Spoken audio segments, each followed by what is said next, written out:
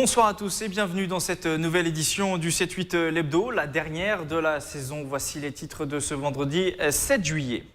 La ministre des Armées en déplacement à Satory, Françoise Parly, s'est rendue sur le site versaillais pour échanger avec les militaires sur place et évaluer la qualité de leurs équipements. C'est son premier déplacement dans les Yvelines. Vincent Couronne est notre invité fil rouge pour cette émission, enseignant-chercheur en droit public à l'université de Versailles, 50 ans en Yvelines. Nous reviendrons avec lui sur cette année électorale qui semble avoir profondément modifié le paysage politique français. Enfin, dans le reste de l'actualité locale, retour sur le congrès évidemment à Versailles lundi et le séminaire organisé mercredi à la préfecture de Versailles autour des médias et des quartiers prioritaires. Je vous le disais en titre, la nouvelle ministre des Armées, Françoise Parly, a rendu visite ce jeudi 6 juillet aux soldats de l'armée de terre à la section technique de Versailles à Satory, découverte des équipements, des futurs véhicules aussi au programme et puis des moments d'échange avec des soldats revenus d'opérations extérieures. Reportage de Nicolas Dandré. Voilà, donc les soldats que vous avez en face de vous, comme je vous le disais, en fait, rentrent d'opération. Revue des troupes pour la nouvelle ministre des Armées, Florence Parly. En visite à la section technique de Satory, elle a rencontré des militaires rentrés du Mali, du Proche-Orient ou d'autres opérations extérieures. Hélicoptères Tigre, lance-roquettes, drones de reconnaissance, plusieurs outils et véhicules ont été présentés.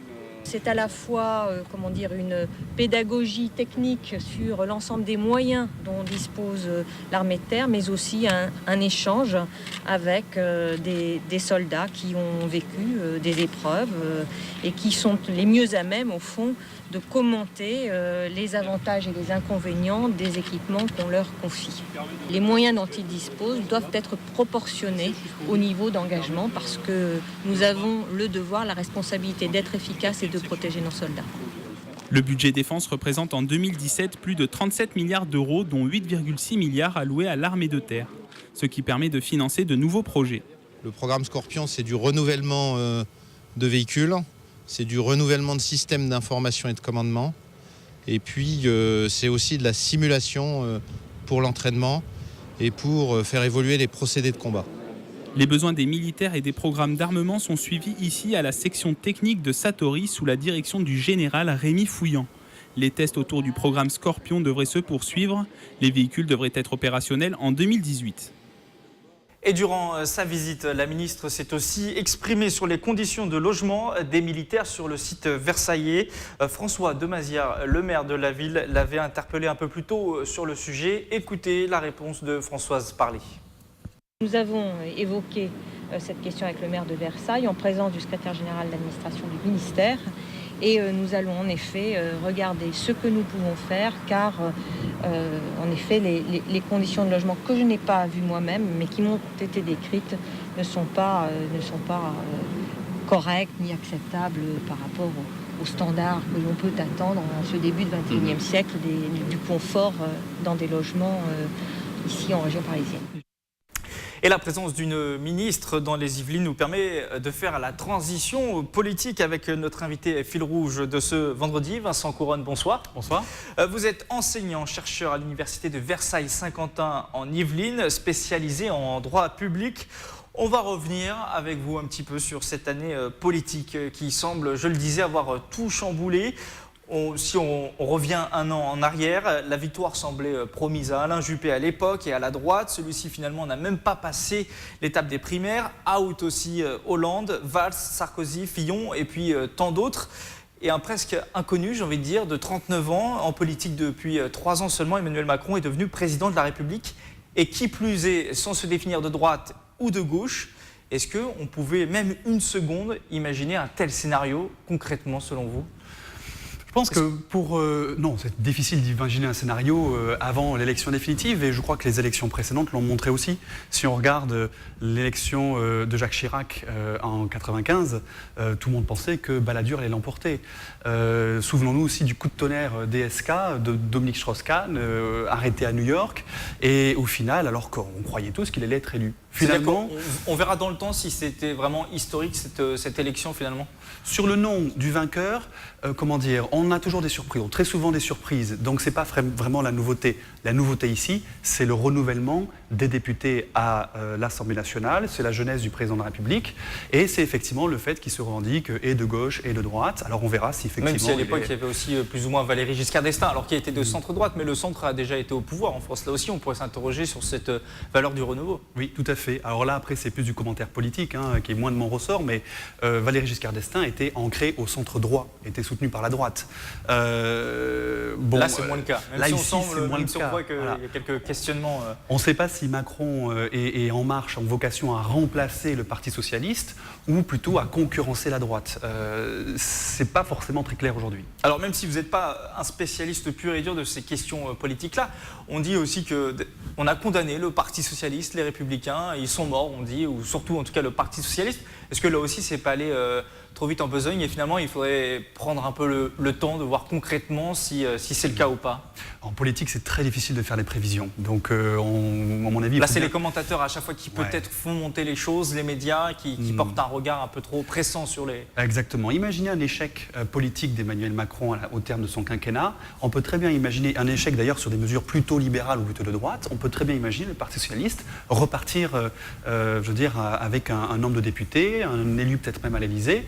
Tout est possible en 2022. D'autant plus qu'on ne sait pas qui va remplacer Jean-Christophe Cambadélis au Parti socialiste. Est-ce qu'il y a des nouvelles figures qui vont émerger en mesure éventuellement de prendre un vrai leadership? Tout est possible. Tout aussi bien le PS peut disparaître. Alors en tant que chercheur, vous avez forcément regardé, puis vous étiez aussi le fondateur, vous êtes toujours le fondateur du site Les Surligneurs, vous avez regardé cette campagne de près. Une réflexion sur ces commentaires sur un peu ce président de la République qui aurait eu toutes les planètes alignées pour lui, le FN qui fait une pas si bonne campagne que ça, le PS qui implose, les Républicains qui se déchirent, l'affaire Fillon, toutes ces choses-là ont, selon les commentateurs, aussi joué favorablement pour Emmanuel Macron. Est-ce que, selon vous, les Français ont voté parce que Emmanuel Macron offrait une politique intéressante, selon eux, ou surtout parce que finalement, autour de lui, tout s'est écroulé? Tout s'est écroulé, mais c'est peut-être aussi un peu de leur faute. Donc Macron, il sans conteste, a profité de ça. Mais si on regarde l'élection de François Hollande, on dit souvent qu'il a été élu aussi contre Sarkozy. On dit que Nicolas Sarkozy a été élu aussi contre l'immobilisme de Jacques Chirac, etc. Et contre Ségolène Royal, qui était sa concurrente en 2007. Donc on est souvent élu plutôt contre ses concurrents et la faiblesse de ses concurrents que pour ses propres qualités. Il n'y a qu'à voir le fait qu'au premier tour, un candidat, quel qu'il soit à la présidentielle, fait 25-30% grand maximum, et puis au second tour, il est élu. En réalité, le président de la République, seule une minorité de gens, à la base, le soutiennent véritablement. Aujourd'hui, une question se pose aussi par rapport peut-être à l'opposition, selon vous, et puis on passera après aux questions peut-être plus en rapport avec le droit, mais quelle est la vraie opposition à Emmanuel Macron? On ne sait pas vraiment si ce sont les Républicains, Nouvelle Gauche, donc anciennement les socialistes à l'Assemblée nationale, la France Insoumise, le FN. Ça aussi, on est un peu perdu. Est-ce qu'on peut savoir aujourd'hui qui incarne le mieux cette opposition? Ou il faudra attendre aussi? Je crois qu'il va falloir attendre. Pour le moment, ce qu'on peut voir d'un point de vue strictement institutionnel, c'est compter les votes pour et contre l'investiture du gouvernement. C'est-à-dire qu'a priori, ceux qui ont voté contre l'investiture du gouvernement Philippe sont dans l'opposition. Et ces voix-là s'éparpillent essentiellement entre la France insoumise dans une moindre mesure et dans une mesure plus importante au sein des Républicains. Il y a beaucoup plus de députés d'ailleurs, même si la France insoumise fait beaucoup de bruit, notamment avec son leader médiatique. 17 députés, c'est peut-être un peu léger pour représenter l'opposition principalement. Et ça va être toute la difficulté de l'opposition, c'est-à-dire déjà l'identifier. On a un parti plus ou moins important, minoritaire, que sont les Républicains, mais qui sont une opposition douce, a priori, ou qui ont l'intention d'être une opposition plutôt douce, et la France Insoumise, qui est un tout petit groupe, 17 députés à l'Assemblée nationale, et qui, en réalité, seront probablement une opposition beaucoup plus dure. Mais je crois là que si la France Insoumise se positionne en tant qu'opposition dure, c'est aussi parce que, justement, ils sont peu nombreux. Donc, quels outils leur restent-ils pour pouvoir protester? C'est venir à l'Assemblée nationale sans cravate, ne pas venir au Congrès, etc., faire du buzz.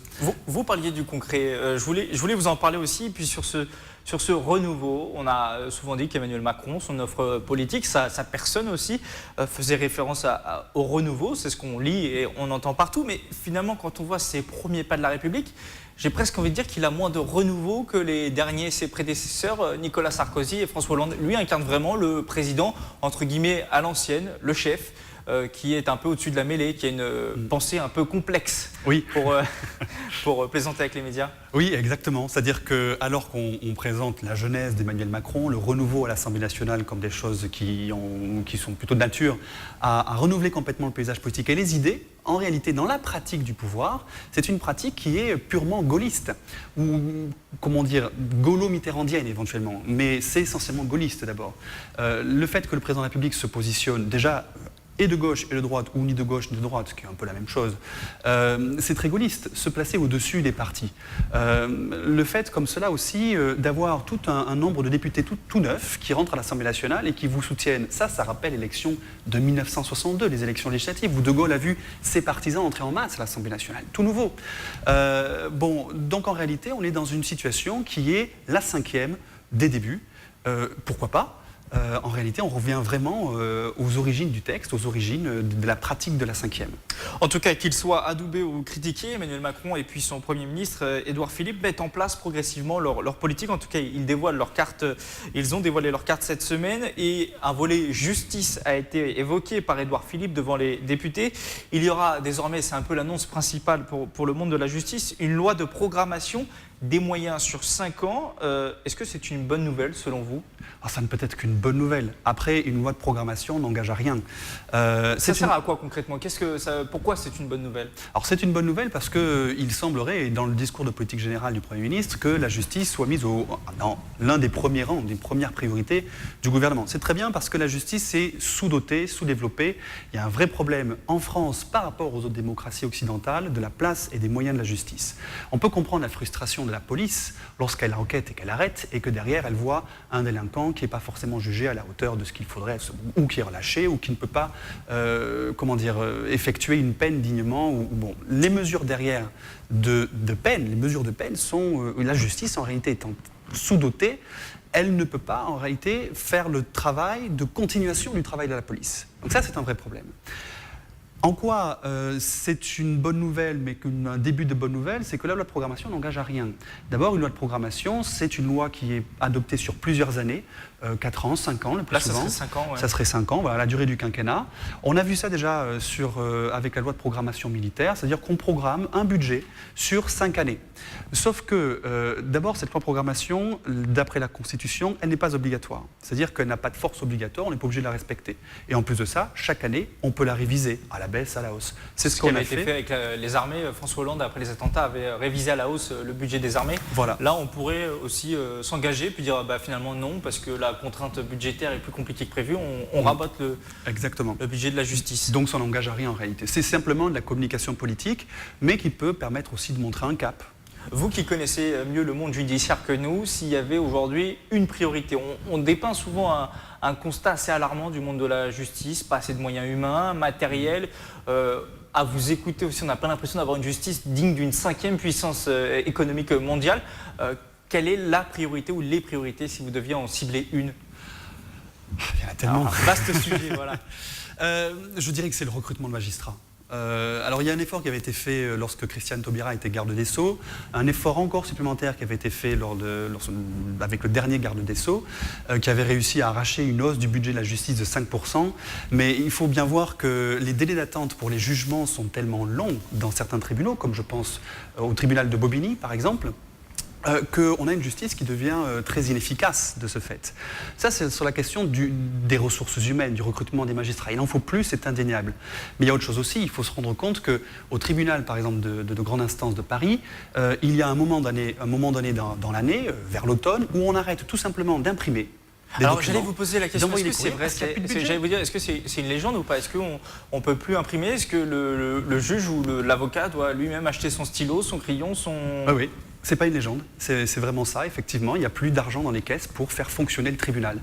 Voilà. Dernière question sur une proposition d'Édouard Philippe, une révision d'Emmanuel Macron, puisque une révision de la Constitution pour renforcer l'indépendance des magistrats, c'est essentiel aussi ça aujourd'hui. C'est absolument essentiel. Ça veut dire qu'aujourd'hui la justice n'est pas, enfin en tout cas les magistrats ne sont pas totalement indépendants en France. Il y a deux choses. François Fillon, bien évidemment. sûr. Ouais. En fait, il y a deux choses. Il y a les magistrats du siège, ceux qui vont prononcer la sanction. Ceux-là sont complètement indépendants, il n'y a pas de problème. La France est en accord avec les standards internationaux de droits de l'homme et d'indépendance de la justice. Par contre, il y a aussi ce qu'on appelle les magistrats du parquet, ce qu'on appelle la magistrature debout. Ce sont ces magistrats qui, dans un tribunal, vont requérir une peine. Ce sont par exemple les procureurs. Ceux-là ne sont pas ceux qui prononcent la peine, mais ce sont ceux qui parfois ouvrent les enquêtes, mettent en examen et ainsi de suite.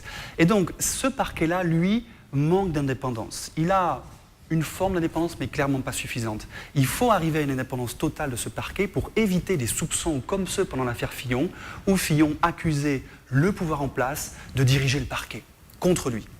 Vincent Couronne, restez avec nous, on passe tout de suite à l'actualité de la semaine.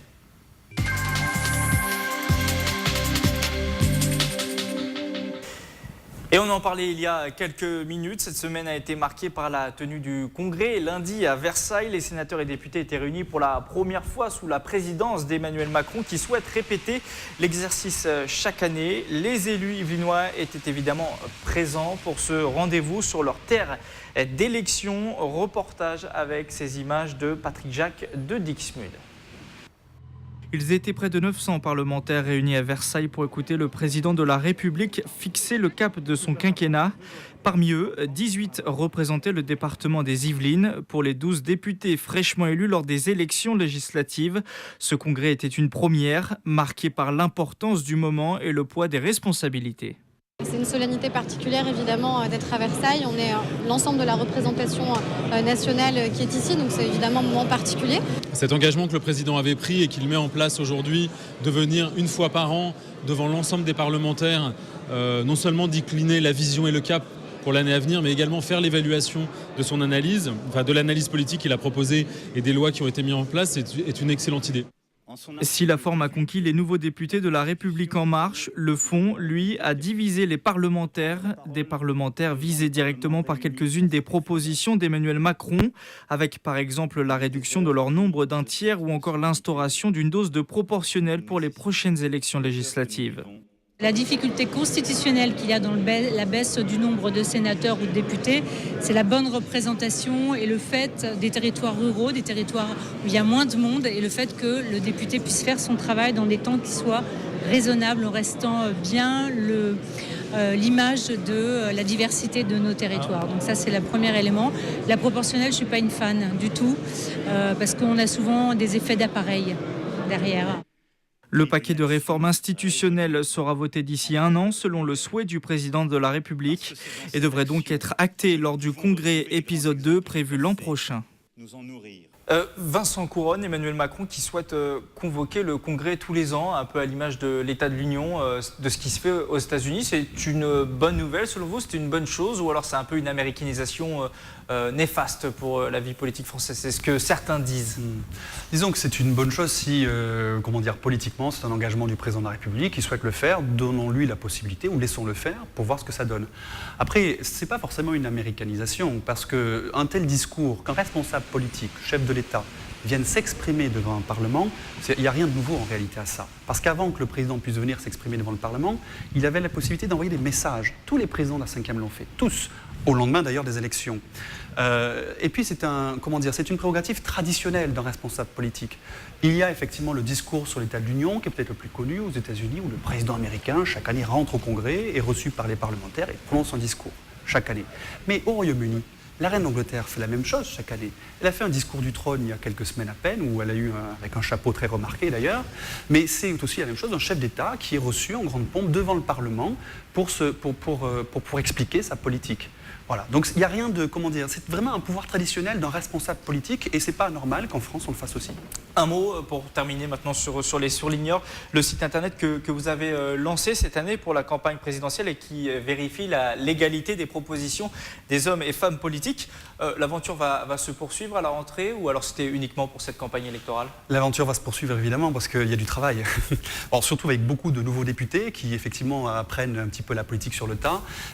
Et puis évidemment les erreurs juridiques dans le discours des politiques, il est omniprésent. Donc on va continuer, et même plus encore demain que hier. Vous avez beaucoup de travail qui vous attend, si j'ai bien compris. Merci. Beaucoup de travail. Merci Vincent Couronne pour votre venue en plateau. Je rappelle que vous êtes enseignant-chercheur à l'UVSQ et donc fondateur du site Les Surligneurs. Merci à vous et puis bel été. L'actualité de cette semaine marquée aussi par l'hommage national mercredi pour les obsèques de Simone Veil. La femme politique et rescapée de la Shoah reposera avec son époux au Panthéon. C'est l'annonce du président de la République faite mercredi lors de son éloge funèbre. Celle qui reste avant tout dans l'esprit des Français pour avoir légalisé l'avortement en 1975 en tant que ministre, a aussi donné son nom à la faculté de médecine de Saint-Quentin en Yvelines. Elle était d'ailleurs venue sur place le 3 décembre 2012. Et cette semaine, nous sommes allés vous demander ce que représentait pour vous Simone Veil. Écoutez ses réponses au micro de Patrick Jacques de Dixmude. Une belle femme, entre guillemets, sur tous les plans, qui a apporté beaucoup de choses à nous les femmes. Déjà, c'est elle qui a aidé les femmes pour l'avortement. Sans elle, on n'aurait pas pu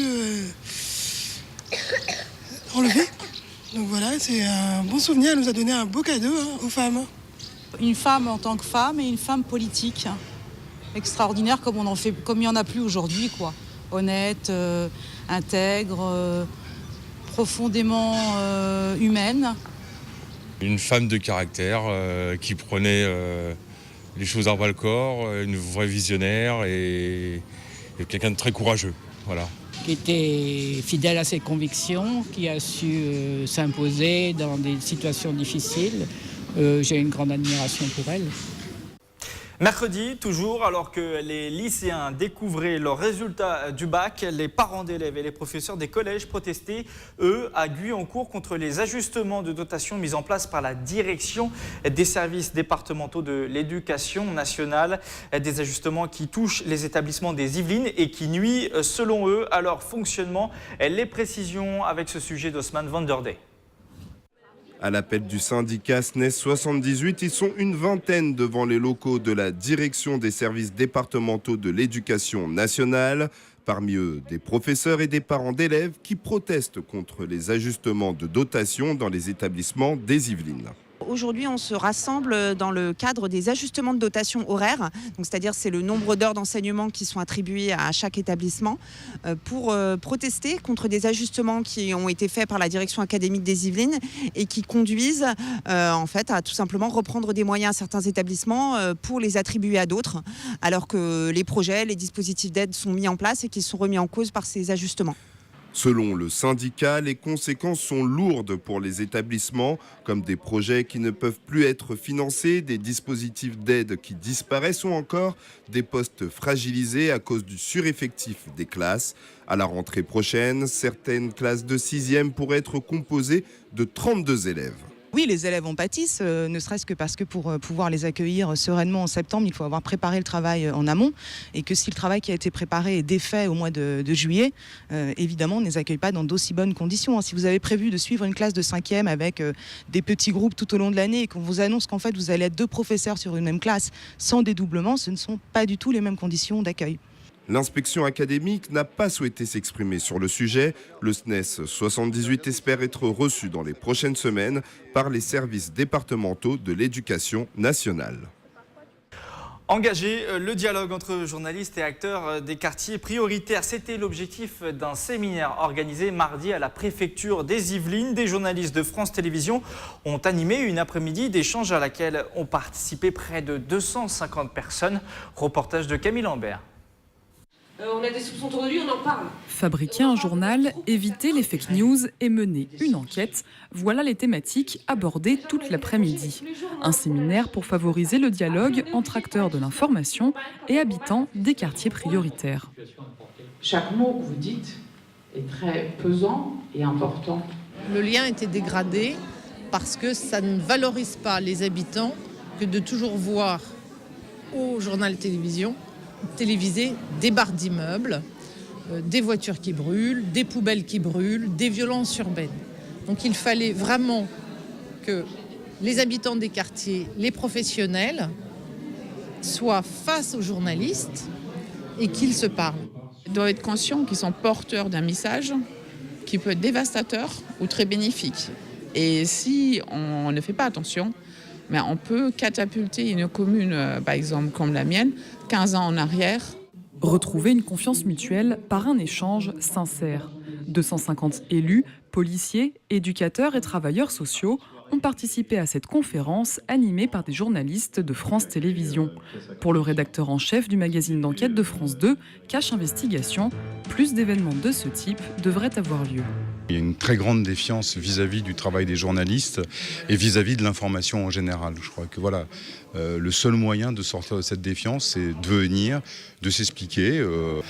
L'éducation à l'image, l'éducation à l'info doit faire partie de ce qu'on apprend dans les écoles. C'est important parce que ça fait partie de la vie. Ce partenariat entre France Télévisions et la préfecture des Yvelines a été mis en place en début d'année 2017. Il a permis de réaliser différentes actions d'éducation aux médias. C'est la fin de ce 7-8 l'hebdo. Merci de nous avoir suivis. Retrouvez tous nos reportages en replay sur tv78.com ou l'application TV78. Bon week-end à tous, bel été à tous et rendez-vous à la rentrée.